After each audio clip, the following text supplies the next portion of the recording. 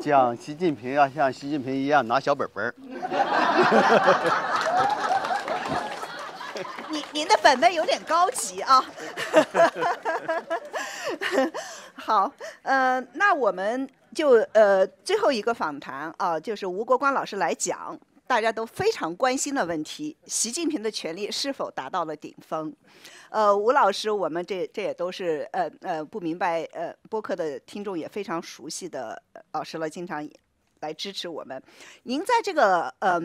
20大，就是您最近就是撰写了吧？我重新说一下，您最近撰写了一篇英文文章，分析就是习近平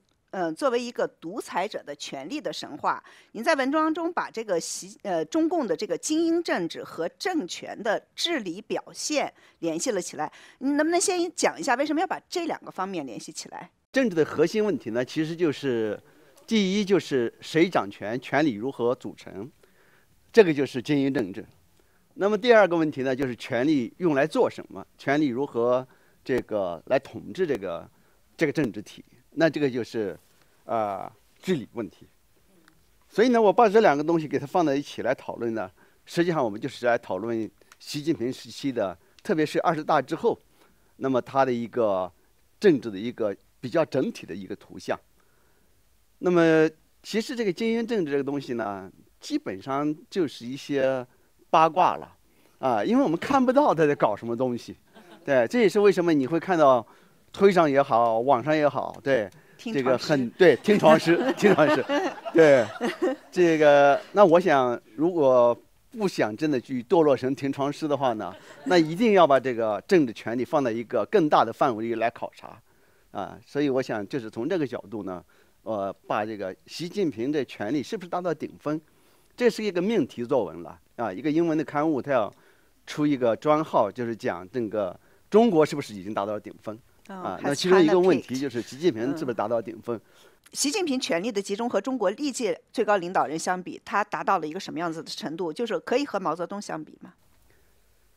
这个我个人的感觉呢，习现在的这个权力超过了毛泽东。那么当然，这个权力这个东西呢，也是个挺复杂。这有这么3个向度可以来衡量吧。第一就是位置你没有位置很难有权利。当然，有的人没有位置也有权利。邓小平在他的晚年一个位置都没有，照样有权利。那么第二个呢，就是和这个位置相匹配的这样一个权利。有的人在那个位置上权力也没有那么大位置权利。然后第3个呢，英文就是 authority 那么我们中文呢，把它翻译成可能权威吧，或者威望吧。那么邓小平显然就是靠最后一个东西就可以。那么当然，那 authority 就是这权威这个东西呢，它和这个权力倒是怎么样的关联呢？其实我们在日常生活中经常混用你可以指它是这个做决定的权利、下命令的权利，这也是权威。那么再有一个向度呢，就是权威呢，是指就是说，不是通过你的位置，也不是通过强制，而是你个人的品质带来的这样一个影响，你可以影响别人的决定。那么这个我们把它叫做权威。那么在这3个向度上，可以讲在位置上，那么习近平已经超过毛泽东毛泽东只是在1949年中华人民共和国建立的初期，那么他是这个党政军3个位置都有，那很快他就不再兼那么多的位置了，只是党的主席和军委的主席，那么就再也不管行政事务。那么习近平现在不管是这个国家主席，他是所有的这个委员会的主席现在还是中国首席经济学家。对，这个在我们政治学的人就是说，为什么我被看作要研究习近平呢？他当然是中国的首席政治学家，对，他是中国首席环保学家。对，前面那段时间我刚研究过一个环保的这个中国环保政策，这个气候变化政策，你会看到的也都是习近平在那里讲他这个在正式位上他已经远远超过了毛泽东。当然在这位置上他能待多长时间？毛泽东是待到死都已经就是说马上要断气儿了。周恩来还在那个就是到晚年，周恩来死之前了，对，还在那讲说主席大权还在你手里这个就是说毛是这个样子。那么习近平通过2018年的修宪和现在20大实现了他的第3任期。那么我想呢，这个终身制一定是这个可以看得见的一个前景。那么当然，我们作为一个这个研究政治学的人呢，就他没有实行终身制，你不好叫他终身制，所以我们把它叫准终身制吧，对吧？那么这个就已经也是和毛可以相就是一个时间问题了。那么再一个呢，就是他的这样一个这个就在这个意义上，我想有这么几个指标，我讲的稍微具体一点。一个就是呢，这个习的这个名字是在毛和邓之后第3个把个人的名字写进了中国共产党党章的以他的思想作为这个中国共产党的所谓指导方针这是一个。而且他写进去的时候呢，是在他在任5年的时候就写进去了。2018年上台，不对，18大上台，那么2017年就写进去了。那毛呢，当然是在1935年掌握领导权，然后到1943年当中共中央的书记处主席、政治局主席，没有当上中央委员会主席，然后一直到45年写进去。这里边呢，实际上有10年的过程。那么其实习近平用了5年就写进去了。然后江泽民、胡锦涛都没能够把自己名字写进去就是什么3个代表这个科学发展观，而且是在他们下台的时候才把这个写进去。那么再有一个呢，就是这个权力的组成。习近平今天他身边的人，这个政治局和政治局常委会，可以讲呢没有一个他不喜欢的人，没有一个潜在的敢于不服从他的人，也没有一个有自己独立的权力基础的人。那么毛的时代在最高峰，就是文化大革命期间开的9大和10大，这里边当然也没有毛不喜欢的人了，但有毛不那么喜欢的人你比如说周恩来毛实际上和周恩来历史上关系一直非常的复杂。那么周还有他自己独立的权力基础，那么还有朱德还有刘伯承，还有董必武都在政治局里有的人还在政治局常委。那么现在习近平放眼看去，全都是自己的跟班。这个呢，我想也超过了毛泽东。对，好有意思，就是完全没有人可以平衡他一点点，是吧？就是这些人，对，他肯定是已经是一个至高无上的这样一个权力和地位。对，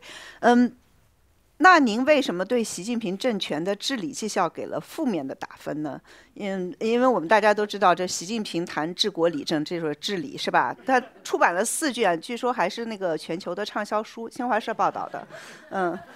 中共的党费这个数字很大呀，买这点书不成问题。还是翻译成几10国语言呢？对，这个中国的这个翻译机器也大得很中央编译局看看可以做这个事情。其实我想呢，就是刚才许成刚教授已经讲了，那中国的经济是现在这么一个情况。那这里我也给简单的一个数字，作为一个经济的外行人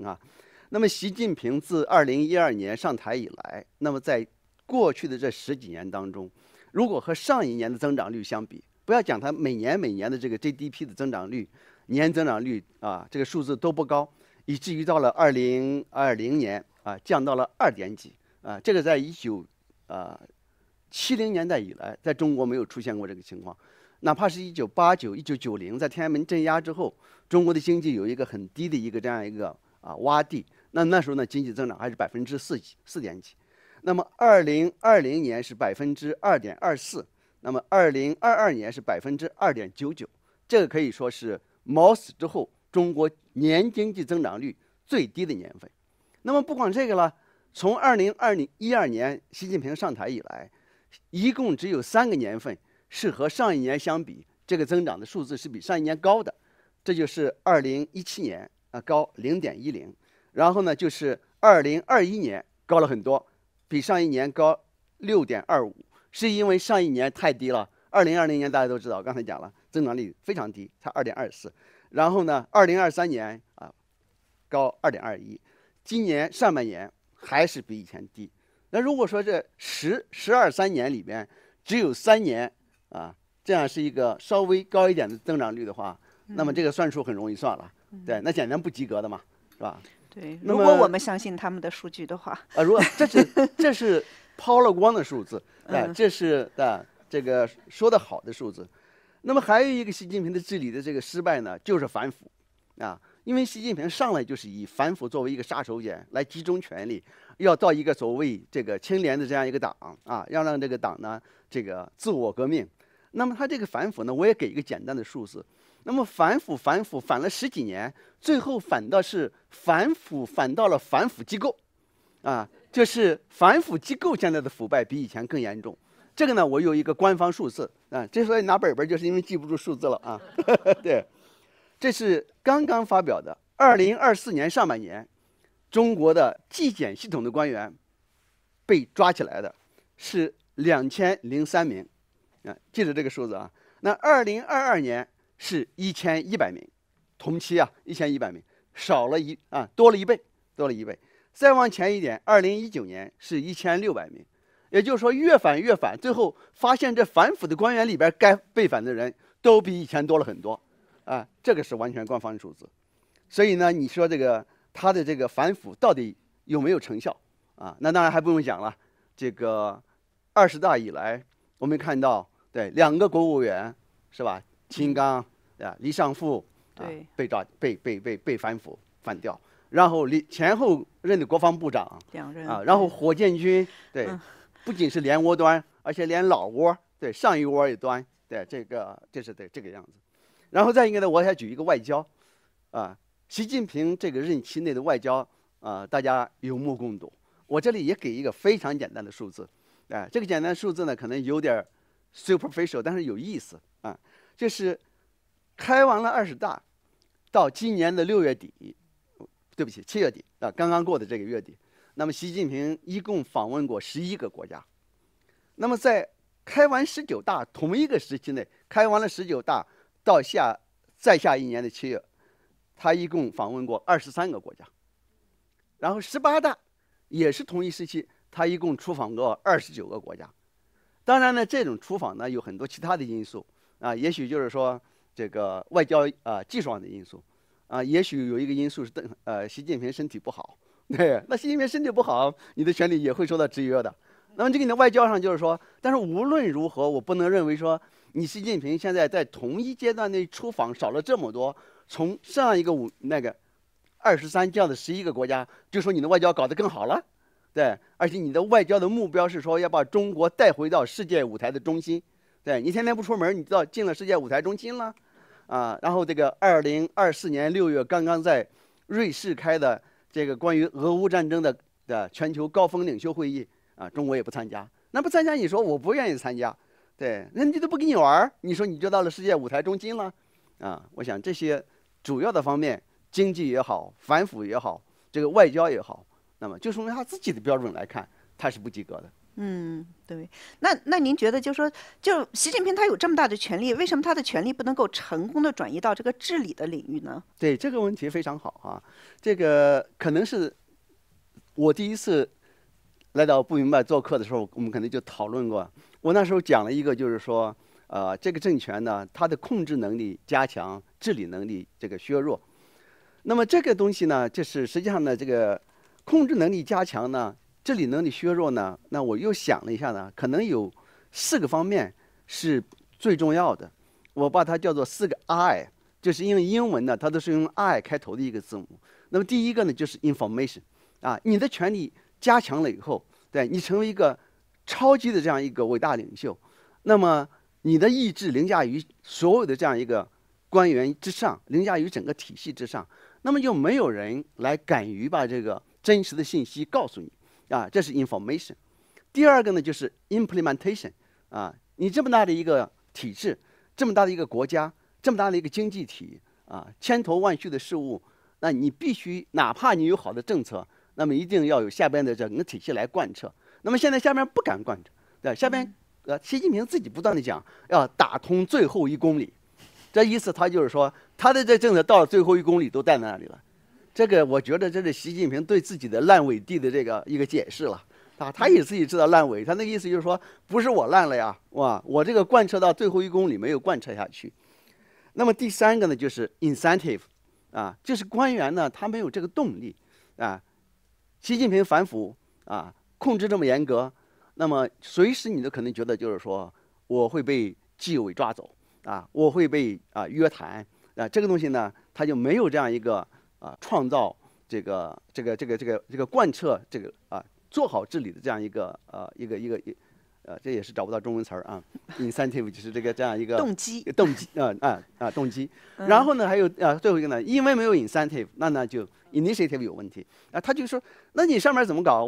你说了，我就跟这照本念一念，对，然后至于说怎么办啊，他也不愿意去做这个事情。那你呢，这个权力呢集中的越到你一个人手里，那么在刚才的这些呢，就这个现象呢就会越来越严重。但是你在治理当中如果没有这些因素，你这个治理是成问题的。那么特别是中国呢，它是一个集权主义体制啊。刚才许正刚教授也讲这一点。如果是一个民主体制呢，那么这个本来就有制度化的分权啊，就像说，那你美国总统的权利和加州州长的权利，这个是有制度化的分的，对吧？那美国的总统可以是个强势，那你再强势影响不了这样一个加州州长他的权利的行使。那么这样呢，所以在这个情况下，这种民主制度下的权力集中，并不一定会带来这个问题。但是在中国呢，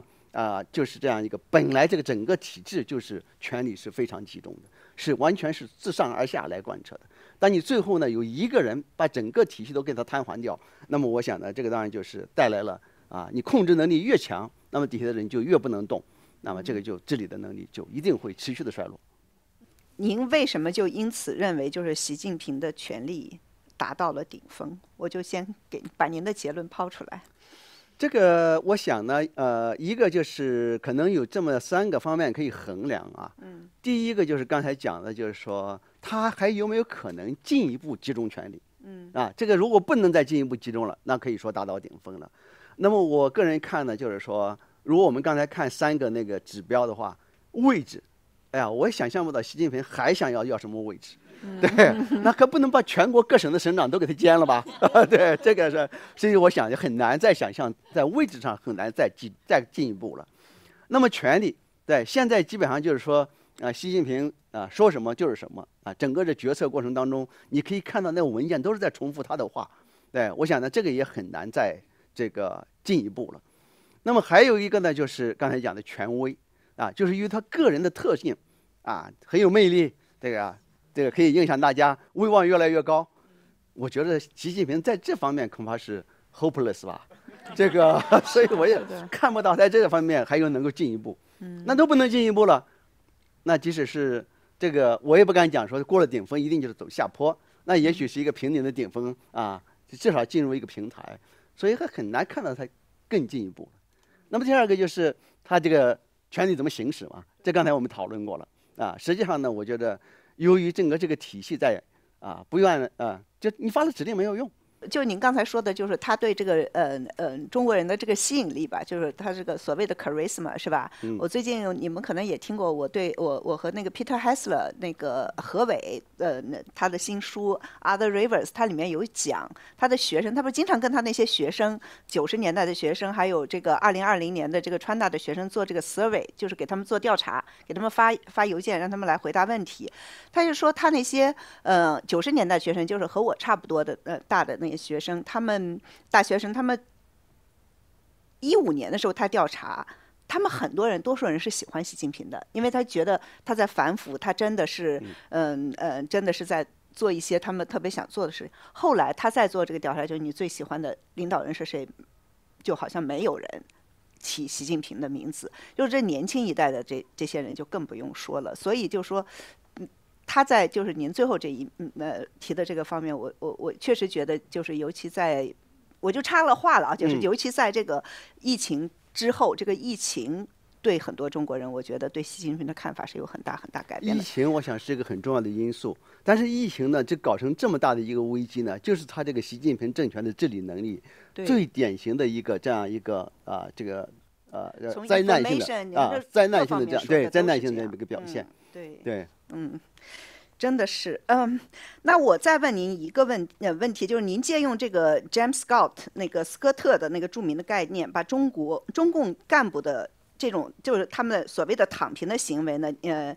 您看作是中共精英对习近平政权的日常抵抗，而那个斯科特认为这种日常抵抗是弱者的武器，是吧？您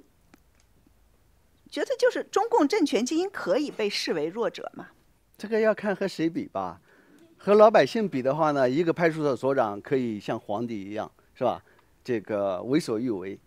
但是要和习近平现在相比呢，他们本来就是习近平哪怕不这么集权，他也这个所有的官僚在他面前都是弱者，因为这个制度是等级制的这么组成上来的。对，任何一个副书记在书记面前都是一个这个弱者，那么到所有的这些官员到习近平面前呢，也是一个弱者。那么特别是那个习近平呢，他这个集权的这个程度非常高。那么再加上呢，其实还有一个很重要的因素呢，就是政策的因素。其实习近平开始他怎么能够迅速的集中权力呢？就是你刚才讲的，2015年的时候，可能很多人认为说中国是不是应该反腐啊？当然应该反腐啊，腐败这么严重。那么包括也是2015年吧，2015年开18届三中全会吧，2013年开18届三中全会，他还做了个假动作啊，就是说要搞改革，深化改革，全部是改革。那么这些东西呢，也都使得这个大家对他的观感呢，可能还是不错的，以至于呢，就是说他这个假动作呢，做到了这么多年，还是有人不断的在问说习近平到底想干什么？我说这个问题本身是一个愚蠢的问题，这么长时间了，你还看不清吗？对，这个，但是呢，就是那个时候呢，说明他给大家形成的这个印象还是非常这个深的。那么他呢，通过这样一个反腐，实际上打的是前任的这些领导人这些权力基础嘛。在他之前江泽民、胡锦涛他们提拔上来的官员，那么他要有一个合法性，怎么来打他们？那么反腐呢，其实本身呢，当然是一个说抓到你腐败了。那么这反腐呢，又和什么联系在一起呢？他把它看到就是说，实际上他看到了一个问题，就是说在1989年以后，中国这个模式，它的发展模式，一面是政治上的高压维稳，另外一面呢是经济上给你放开，给你机会就是江泽民讲的闷声大发财。那么这个当然就产生了一个权力和这样一个财富的勾兑寻租，那么这个普遍的这么一个腐败现象。那么当他出来打这个东西的时候呢，实际上他同时在采取反市场、反这个民营企业的这样一些这个措施。对，由于这个东西呢，他就把这些措施给它合法化了就是说，那我不搞这个东西，怎么能反得了腐败呢？那么搞了这个政策以后呢，他用这个政策反过来呢，来促进他的权利的这样一个，你打了这个民营企业，那财富掌握在和他关系好的人手里那么反市场化的这样一个政策呢，就使得这个整个这个政权对于资源的控制就越来越强了。那么我觉得现在呢，他过去在这个搞权的过程当中他用这个东西搞权很方便，是吧？他就是记出这个旗号来，那用了这些措施，很快的把权力集中到他手里去了。但是现在呢，这也是他很难回头、很难调整，是吧？如果你现在说要放一点权力要搞一点这个亲市场、亲民营的这个政策，马上可能就有反弹因为那些精英还在那里，你不可能。我觉得他最大的困境就是说，习近平要靠这个共产党体制，那这个共产党体制给他提供了抓权的所有便利这个第一把手解释意识形态、掌握军队掌握刀把子等等所有的便利。但因此呢，在这个权力游戏当中，习近平要搞这个共产党的所有的这些精英，不管是谁，哪怕是李克强，在他面前都是弱者。但反过来呢，你习近平要治理这个国家，你要靠这个体制，这个体制是由这些精英组成的，这些干部组成的。那在这个游戏当中，那习近平就占弱势了，是吧？你这些人不给你干活，你怎么办呢？但是这些人呢，也不可能公开的给他作对，所以呢，谁出来作对，他把你捡出来了，是吧？马上就给你关在监狱里去了。所以这些人呢，只能是一种，就是说，作为弱者的反抗呢，就是说，不是一个集体行动，大家起来就是说，你习近平给我滚下去吧，对，我们都反对你的东西，而是每个人就是说，哎呀，我也不想干活，我也躺平，对我也在那磨磨蹭蹭我也在那对付事儿。其实习近平现在呢，他对这个事情，他感觉到这个问题了，他就不停的说一些话，是吧？就是他从这个2016年，他就开始讲一个叫3个区分开来。这个我主要是看本，主要是看这个，因为习近平自己念这个话的时候都得看小纸条。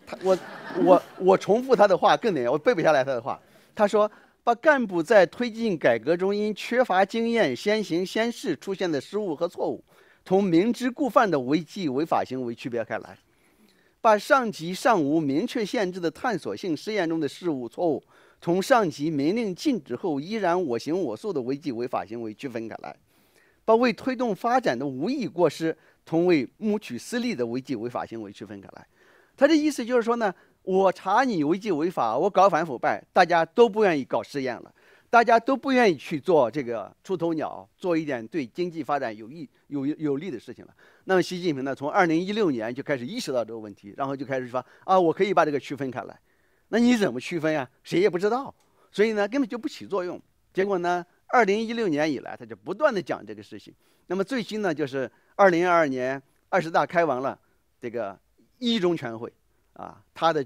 就任第3任期的总书记做了一个讲话，其中也一大段又讲了这个东西。然后2023年中纪委开2次全会，他又去讲了这个东西。他讲的话很有意思，他说这个要把严管和厚爱结合起来啊，他就说我管你们呀，实际上是爱你们呀。对，这个是这个特别父权，不是非常父权主义啊，这非常父权主义。然后说要把激励和约束这个结合起来啊，就是说我把你们约束嘛。他那话说的简直就是，他说我不是为了把大家管死，而是要让你们把事情做好。但是问题管死是个放在那里的，对，这个高压线很明显啊，一碰就碰死了。但是你说你厚爱怎么爱的呢？对，加了点工资啊，这个我觉得这个是个很大的问题吧，是个很大的问题。对，我能再问您一个问题，是一个愚蠢的问题，但是这个问题呢，我记得特别清楚，就从在12、13、14年的时候，北京至少北京的很多人都说，习近平集权是为了最后民主化，就是。现在我有的时候偶尔还是会在网上看到，您觉得是有这种可能吗？还有人会这么想？还是有的。大家现在就是没有办法。刚才你看那有一个问题说，他这个这个搞这个市场，就是现在经济这么不好，他会不会最后一下子更搞得很多市场化的这种的措施放了出来呢？这个大家就是在绝望的时候还是会这么想。这个假设真的把习近平看成一个精神病了吧？对。邓小平对在经济上这么开放啊，那么对整个的西方的经济这么拥抱，那么当他权力越来越集中的时候，他也是对民主的因素容忍程度越来越低。1978年、1979年，对他可以容忍民主强，那么那个时候呢，他讲民主讲的非常多。那么等他这个越来越权力越集中，到1989年的时候，这不是一个民主的很好的契机吗？这么多的学生，对，都上街，这么多的市民都上街，要求更多的民主。那这时候你做一个这个，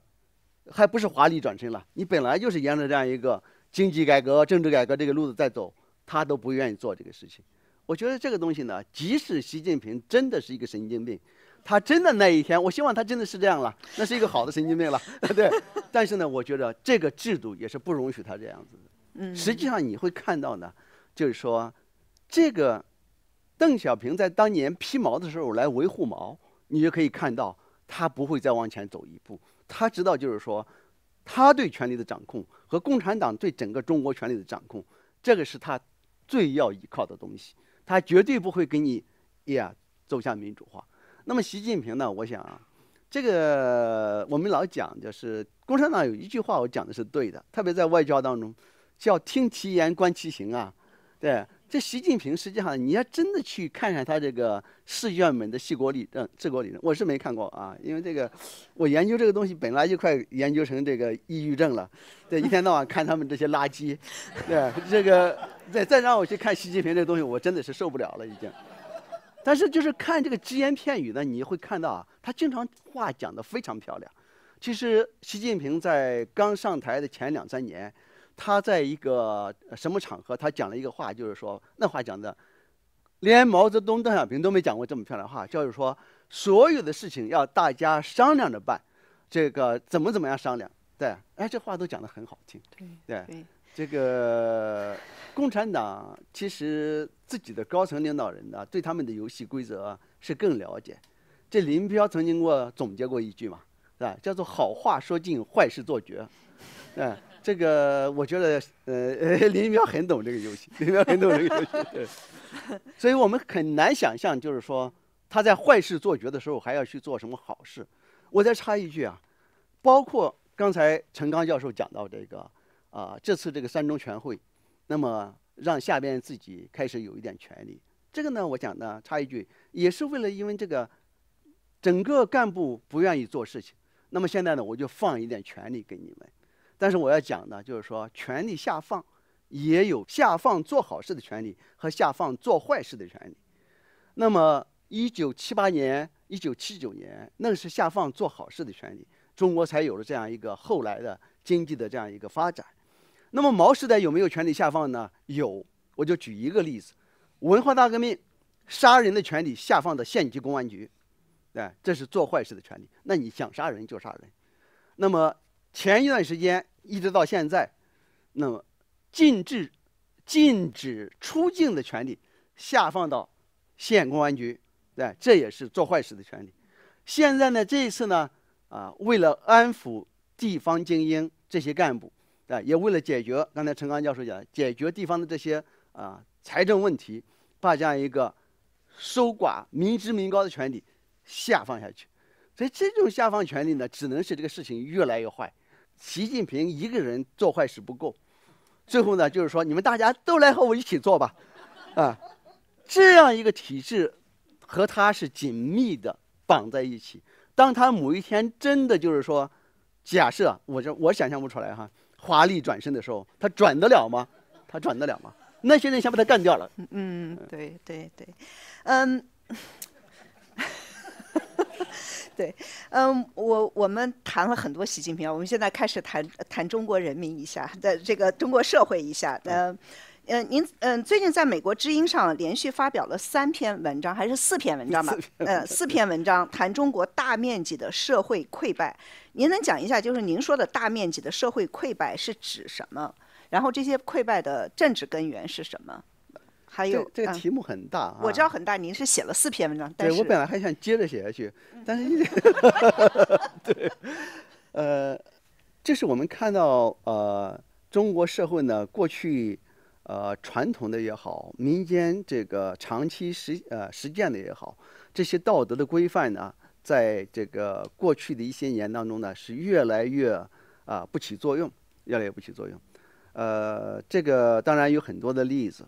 我这个开始写的文章呢，比如说讲到这个唐山烧烤店的杀人啦，当然也讲到这个铁链女很多很多从这个严重的这样一个刑事案件还有这个几个中学生把他们一个中学同学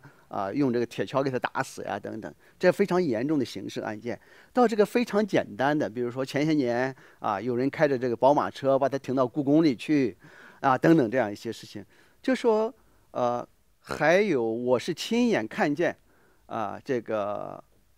大约100米处就有一个厕所，这是在13陵，这个那个妈妈呢就让那个小孩就在这个当路就在那大便了。对，我当时实在看不惯，我说厕所在那里，我是好意我以为他没看见厕所在那里。那个妈妈马上就对我，她说这小孩已经忍不住了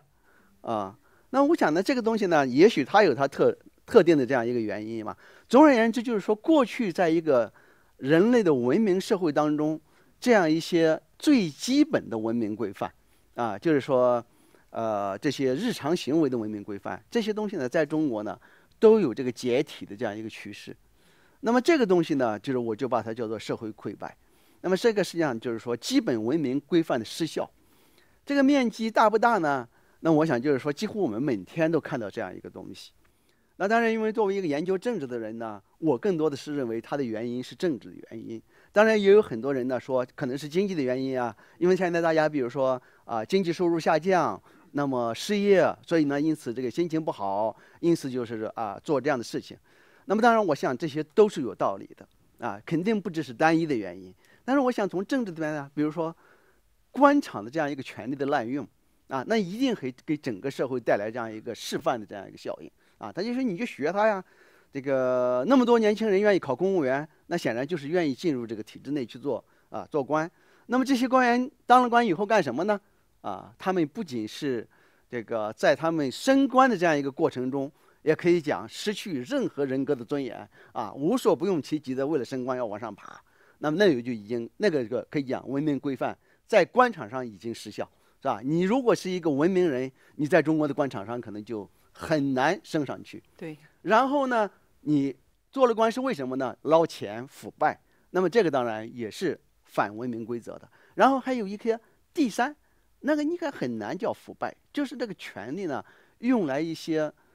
这是你比如说最近这出的这些江西万年县的那个是吧？你大家都看到那个一个乡党委书记，一个女的被这个县委书记这个因为这个性骚扰她不成把她用这个纪委的权利把她给抓起来等等。这些呢，就是说滥用权力来破坏整个这个社会赖以正常运行的那样一些文明规则。那么我觉得呢，就是这个东西呢，应该是中国社会的癌症这个因此呢，就造成了大家对整个的社会规范呢，就是你只要有了权利，你可以为所欲为那既然有权利的为所欲为，那么本来呢，叫小民的反抗、弱者的反抗，就有一个对既定文明规则破坏的这样一个作用，有反抗的作用，也有破坏作用。我们刚才讲的就是说，刚才讲的这个詹姆斯·斯科特，美国的政治学家，他研究东南亚的农民反抗，所谓弱者的武器。弱者的武器就是我可能破坏工具、破坏机器我不好好干活这个偷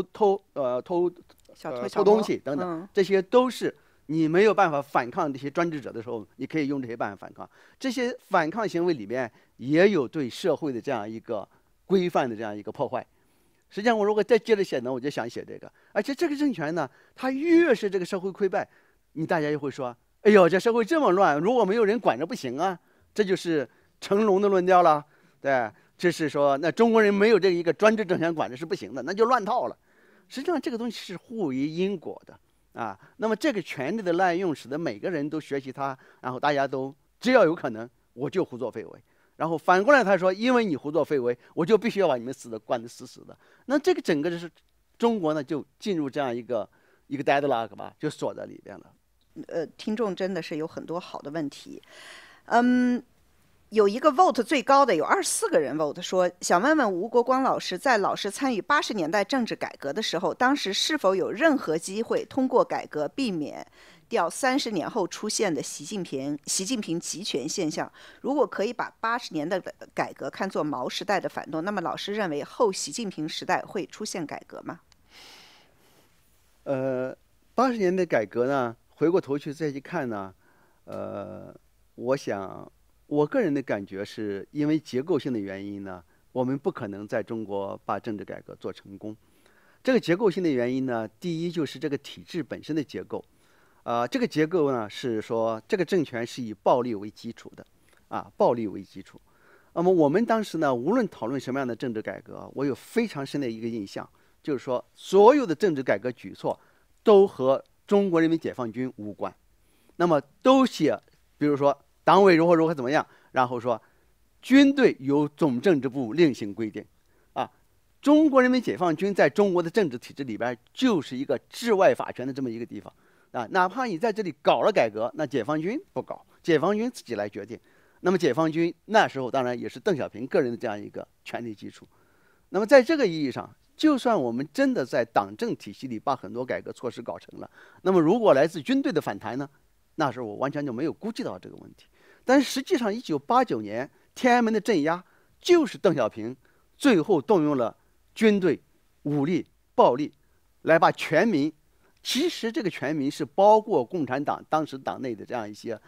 基本的这样一个官员的。你说北京那么多市民上街，北京的市民都是和那个好多都是那个机关的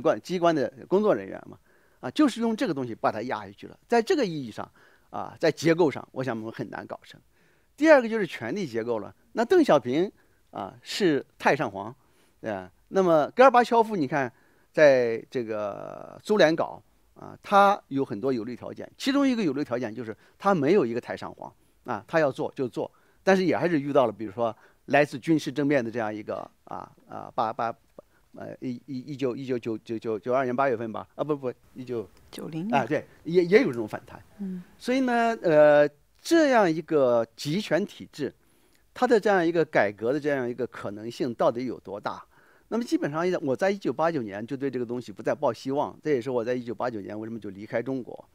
那么习近平之后呢，有没有一种改革的可能呢？我觉着要看是一个什么样的改革。我觉得有很大的可能会偏回到邓式改革。也就是说呢，这个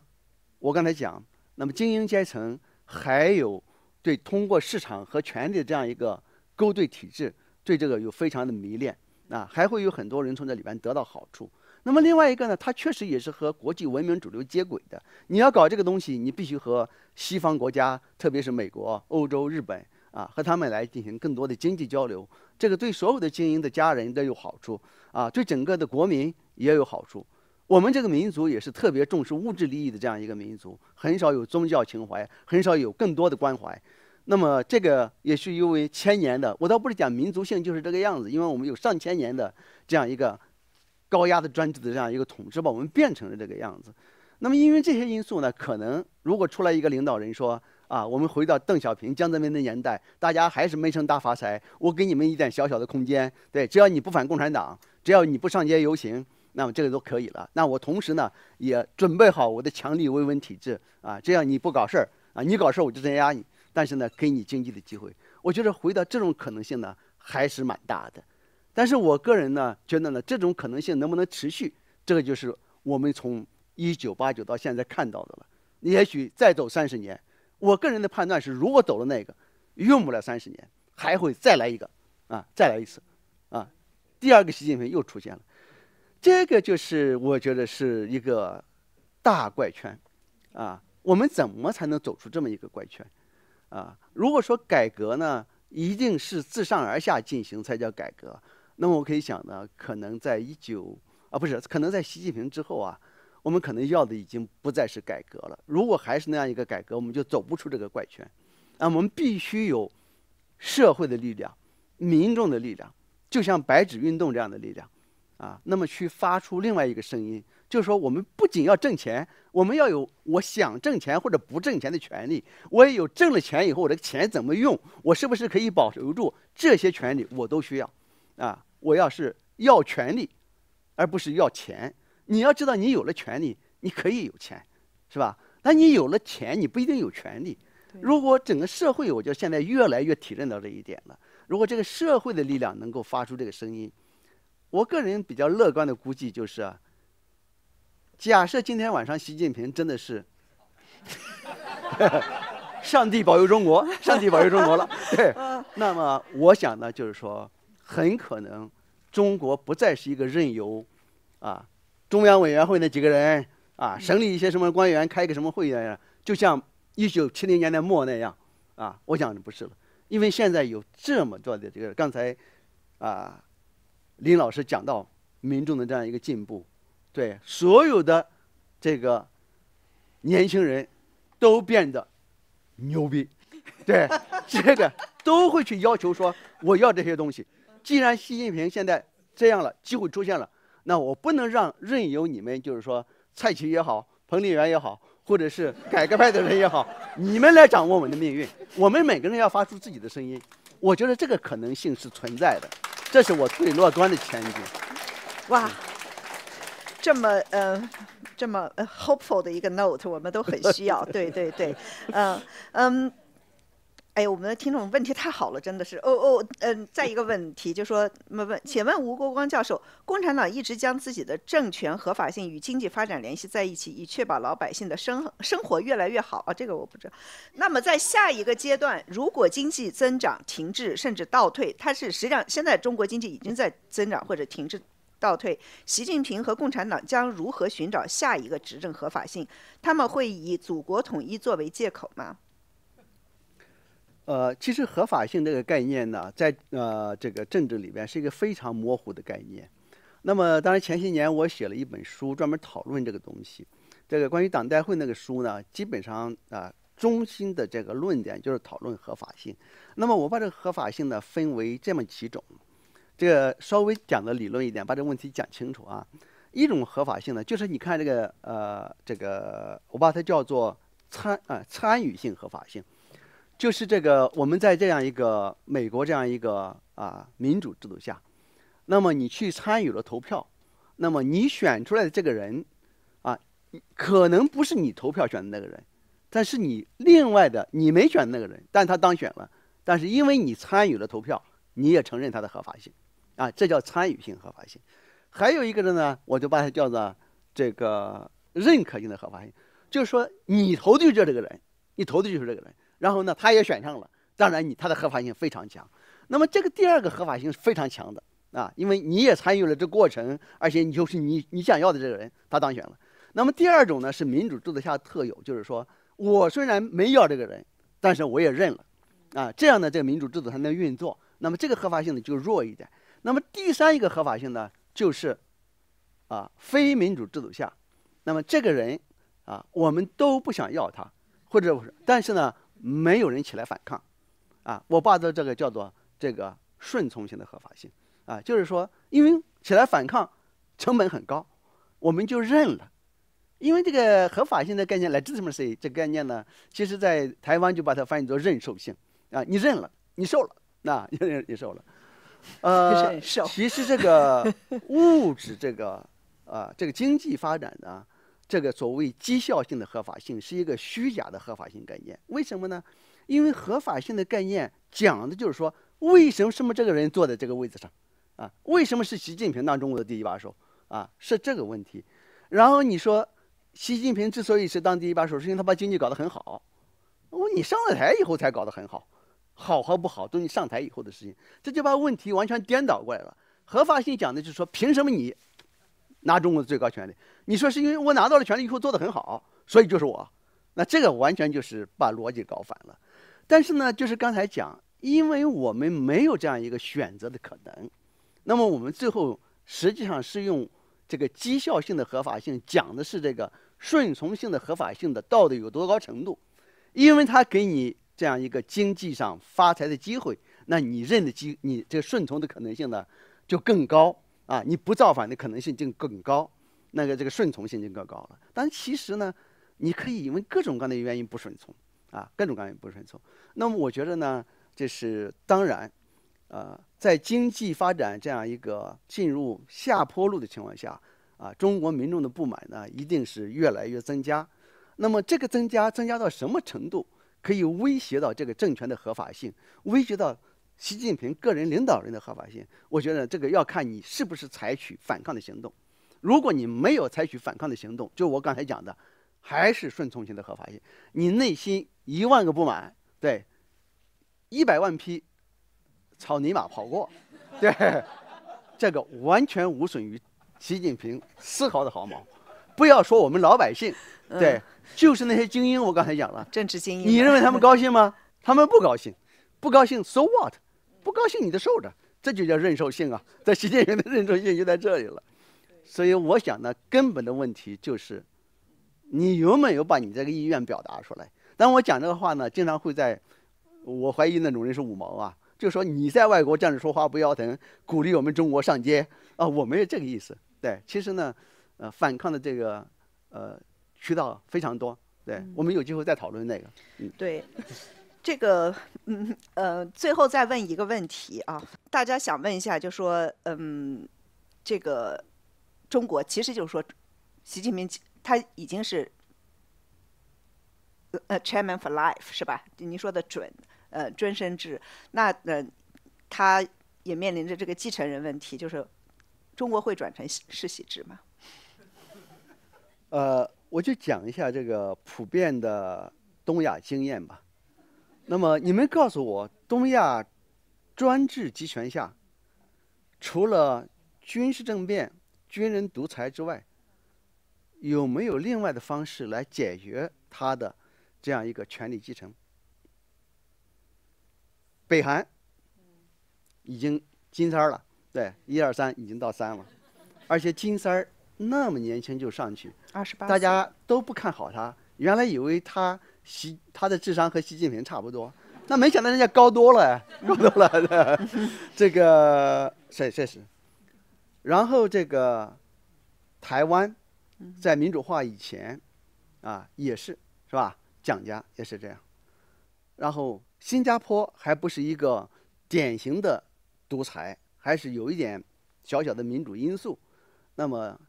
至少到现在以前从李光耀到李显龙也是世袭制。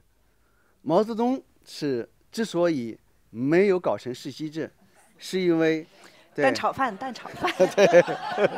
对，蛋炒饭以后应该成为这个中国的国饭。所以呢，你没有看到他们有另外的方式能够来解决。那么呢，习近平当然也可以讲，就是说在毛之后，那么中国共产党呢也发展了一些解决权力传承问题的这样一些办法。但是实际上我们看到呢，现在这些办法已经被习近平全都打破了，是吧？这个隔代选接班人这个已经不能成立，胡春华早就被他踢到一边子去了，然后他自己选接班人，他根本就不想选，这个所以呢，到他选接班人的那一天他是怎么个选法？他即使是选了一个接班人，是不是像台湾和新加坡那样，实际上是要搞一个二传手世袭制？就是从蒋介石到蒋经国中间经过一个别的一把手，然后李光耀到李显龙中间也经过一个这你都不知道。那是从刚才这些经验来看呢他很可能习近平呢就是很愿意搞一个世袭制。当然呢，在今天21世纪的这样一个世界上还这么想，那当然确实是有点不知今日何日确实是这个样子。但是你要知道，我们生活在21世纪，对20年代，咱们不知道习近平生活在什么年代，对，习近平可能还生活在秦始皇那个皇陵那个年代呢，是吧？你更不知道他生活在，他脑子里都装些什么东西。对，刚才那个讲这个土办法、穷办法，对，他当年在陕北当那个大队书记，搞那个沼气池，就是把那个大粪装在池子里，让他们弄个气，然后他这个就是一个很好的一个经验。我相信这个模式还在他脑子里呢，他一想出办法，他就想到这些东西了。所以我觉得呢，习近平，其实得替他想一想，他可能除了搞世袭制也没有别的办法。对，因为很可能下边一个人，他即使是他当年是作为一个小乖乖被选上来的，就是说也没有多少能力尊老爱幼，对这么一个人上来以后，没想到是一个白眼狼，对，把江泽民的人搞成那个样子，对，那习近平自己都会想，我今天看你蔡奇很乖某某人很乖谁知道你上来会干什么，是吧？那你习近平，我认为他知道自己不得人心，那收拾习近平就是最好的得人心的办法。那这个你想想，习近平乐意吗？对，他无法信任任何人。对，我觉得独裁者其实总是自己给自己制造难题。对，这个我总是讲，刚才其实陈刚教授也讲到，对，一个庞大、权力无边的东西，谁也治不了他，最后就是一定他自己治他自己的。他要发疯的，因为。好。我唯一其实担心的就是，当袁世凯当年称帝的时候，那个时候，第一，中国各地都起来，是吧？就是反对他。这个力量，当习近平，比如说10年以后搞世袭，我们中国还有没有这个力量，在各地都起来说，我坚决反对这样一套搞帝制的东西？这一条是唯一能指望的，第二条不能指望。第二条是什么呢？袁世凯觉得很羞愧，然后就算了，不做了，就不做了。对，最后就是羞愧而死。最后，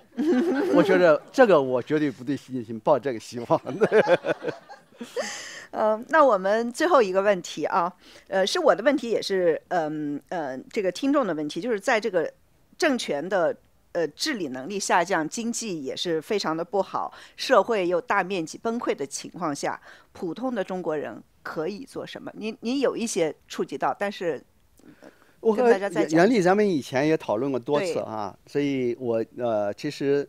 自咱们讨论以后呢，是不断的在想这个问题。昨天我们大家在一起也讨论这个问题。我今天我想我就讲一点，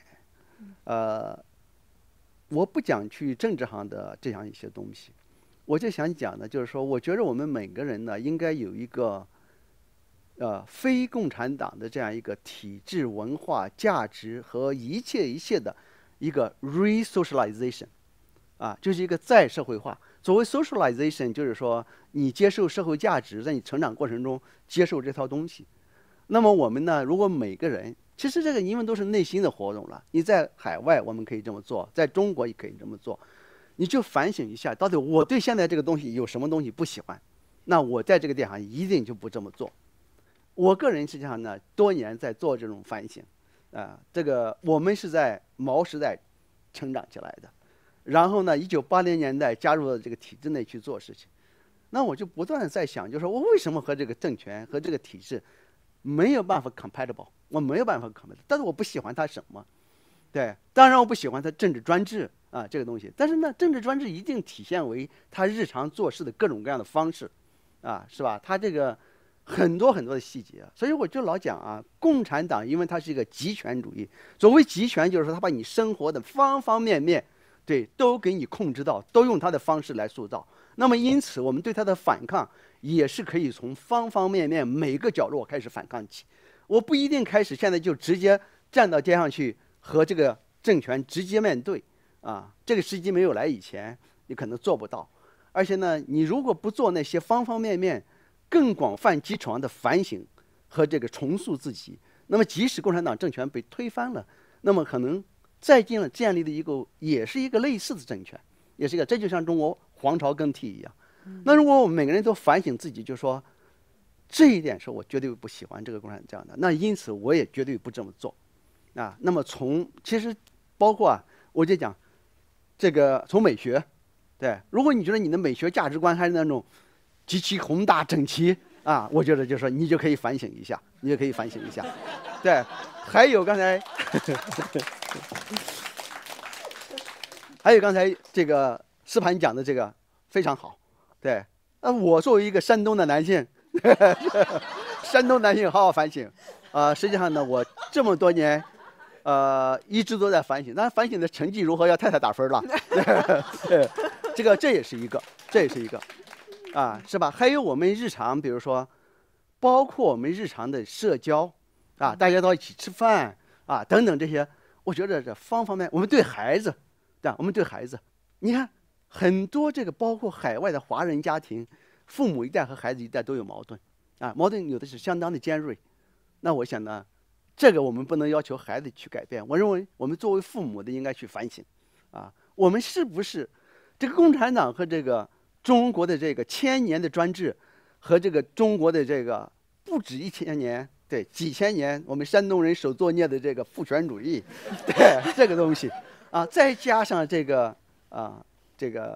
共产党的这套东西，对，我觉得我们应该从每一个方面都去反省这个东西，那你自己的生活当中什么东西你觉得是最难以忍受，你就先从这个开始，对，比如说像上午林老师讲到，他讲文学作品他一定是放开学生，让学生去思想的。我也是当老师时候，我就是讲课的时候，我给学生讲，我说如果你写的那个 paper 和我的观点都是完全一致的，我估计我最多能给你一个 A-，因为你可能提供了很多很好的这样一个证据，把这个观点论证了。但是我觉得呢，你可能缺少批判性的思维不够，但是如果你写了一个是针锋相对的批判我的，对，而且你有这个足够的 evidence， 那我给你一个不只是 A， 很可能是一个 A+。那为什么我要这个呢？我不是故作姿态，我就是在反省我在中国最不喜欢就是说你领导让你1就是1，我说不是1是1.01他都说你不许不许我想我们在这些所有的日常生活方面，如果每个人都反省这个，都改变这个，就是说我们中国的老百姓、民众、公民不再是中国共产党想要的那种公民了，那我们中国就有希望。这是我最相信的。哇，太好了，谢谢吴老师。